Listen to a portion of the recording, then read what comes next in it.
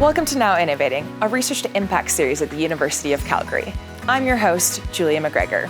For our Season 5 finale, we are exploring a UCalgary startup's innovation journey that has led them to the creative destruction lab, Rockies.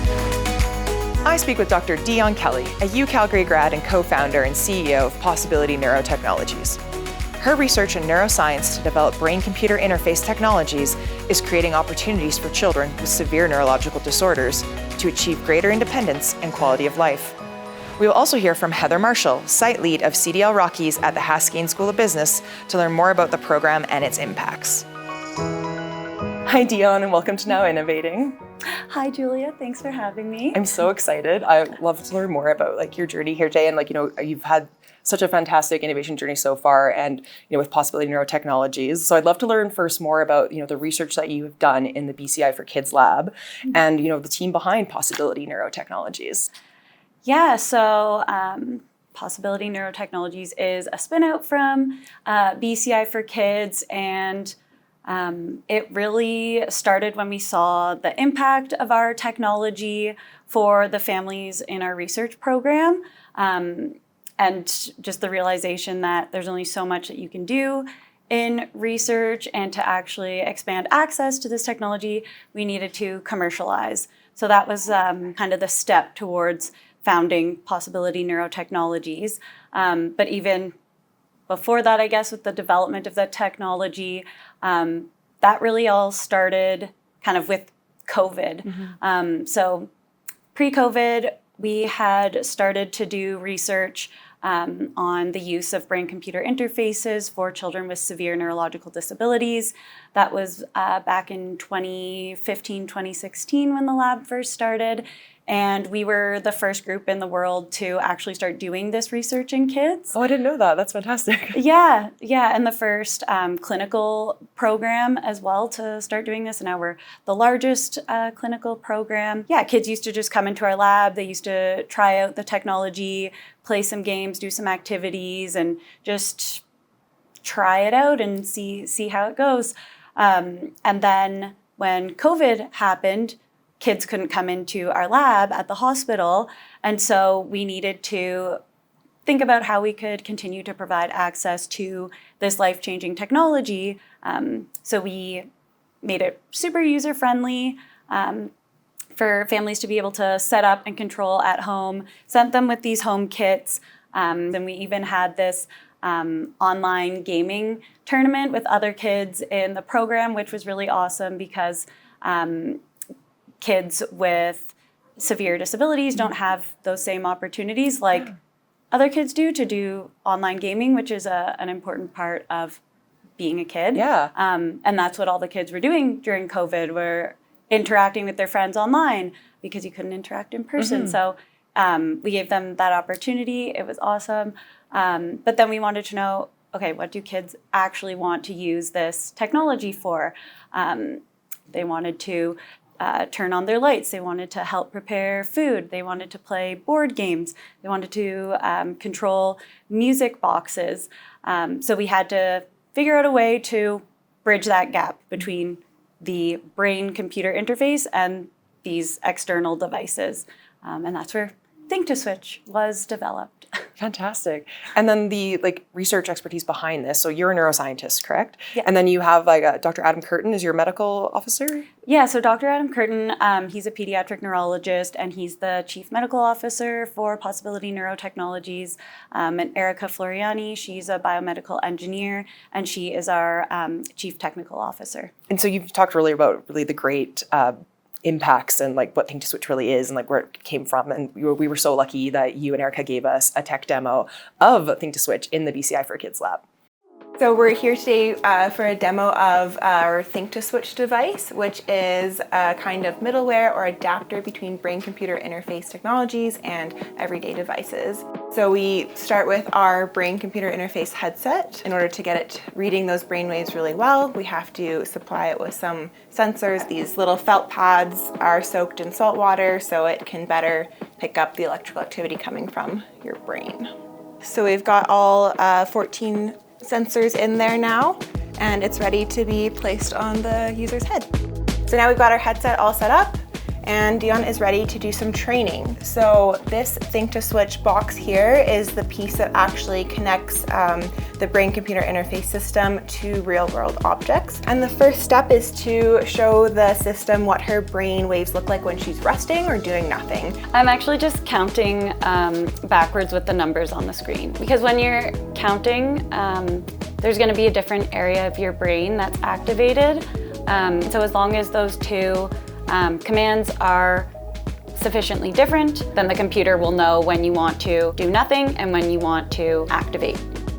So now that we've trained the system to know what Dion's brain looks like when she's resting, we need to do the active command. So she's going to think about that same yellow ball we saw on screen. She's going to think about pushing that away using only her thoughts. So she's not going to be physically moving or tensing her muscles or anything. For a kid who hasn't been able to push something before or do a movement before, how do they know how to do this? They can use this external visual imagery where they can think about what it looks like when somebody else does it. And that activation has actually been shown to be stronger in children compared to when you're imagining the feeling of doing something, that kinesthetic imagery, which is more strong in able-bodied adults. Now she can go ahead and start thinking her command, and we'll see, when it crosses that line, we have our bubble tube go on. Sometimes we have kids who will play music and do the lights at the same time. They have a little dance party. You can do so many things with just one thought. Whatever you plug into this, you can control. So you could be controlling 4 different things with each of these commands, or you could load up push into each of these channels and control 4 things at the same time using the push command.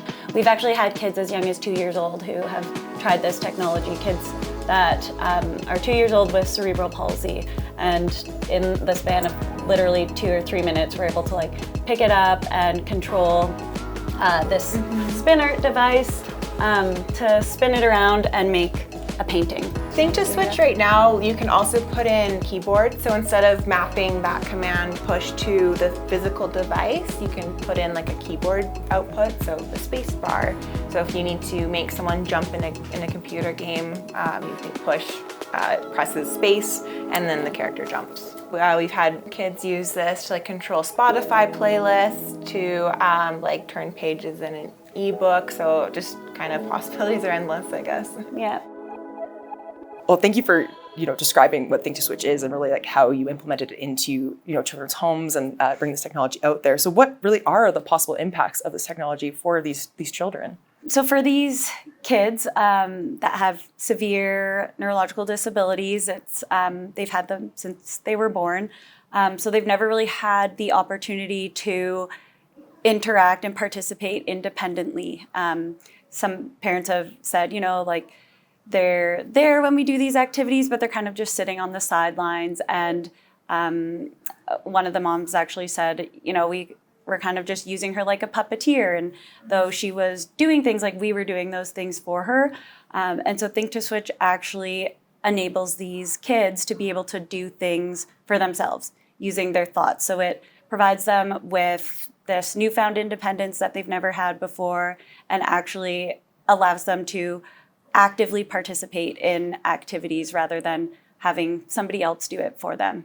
So fantastic. It really does feel like the future is now with this technology.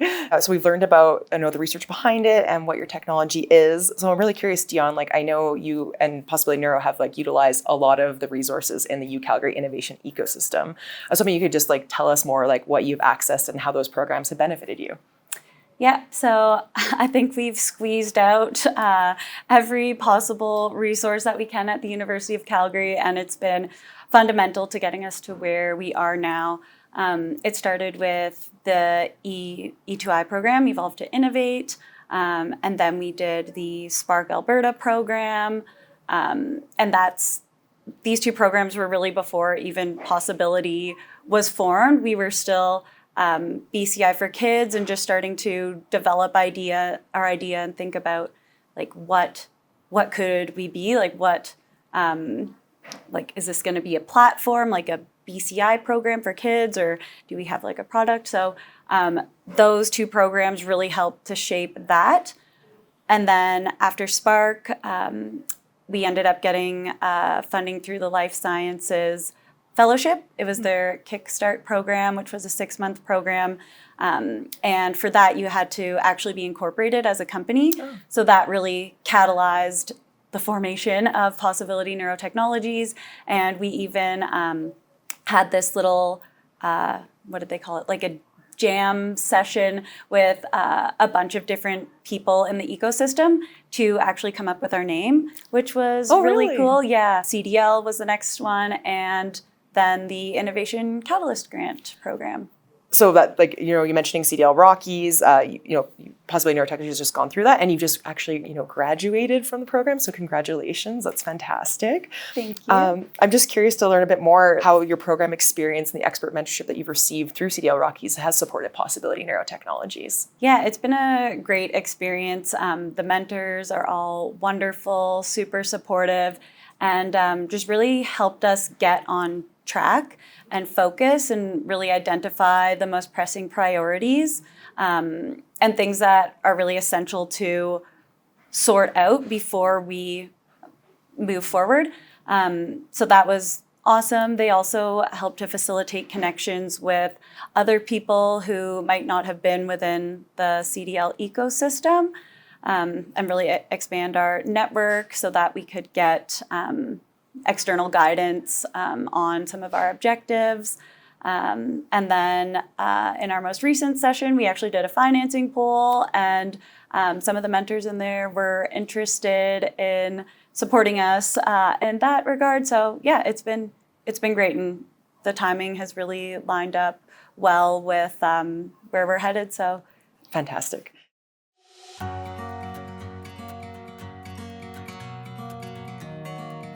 My name is Heather Marshall, and I have the great privilege of being the site lead for CDL-Rockies and the Haskayne Scale-Up program.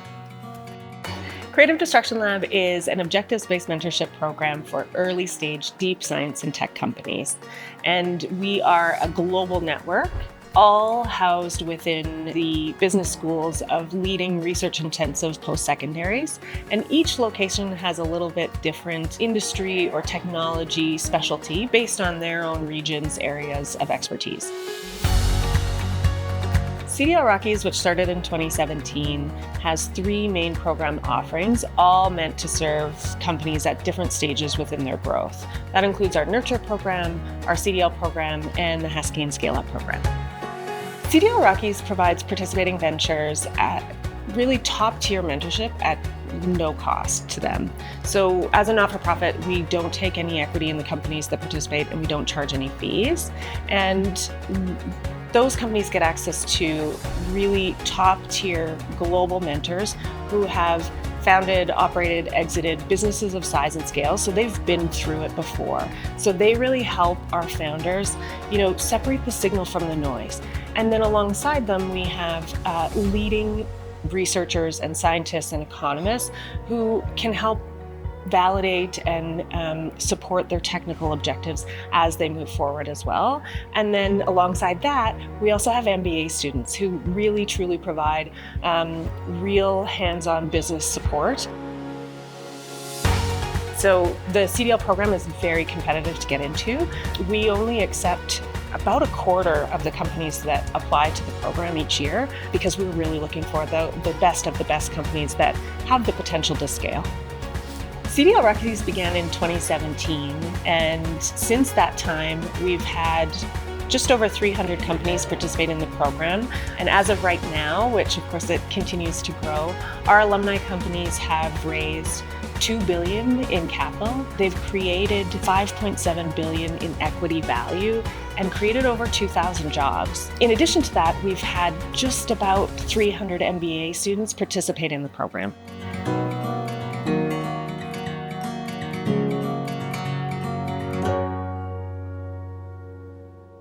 Dion, you're a team of neuroscientists, clinicians, and biomedical engineers, and I'm just really curious, what did you know about the commercialization process, now that you wish you knew when you first started with this venture? I think that we went into it kind of naive about the market research because we were kind of like, okay, we have this product, we know that it works, we've seen it work, we've seen the impact, and we know that it could be beneficial for like all these other people. But yeah, like even through CDL, mentors were like, okay, we need to do more of a market analysis. Like, who else could this be beneficial for? How many people are there? Yeah. You need to talk to those other people.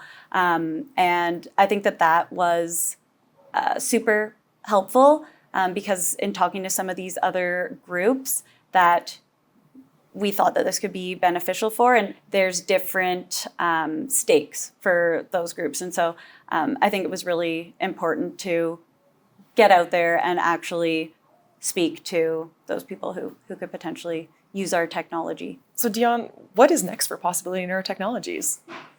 Well, we are now looking to raise money so we can expand our team.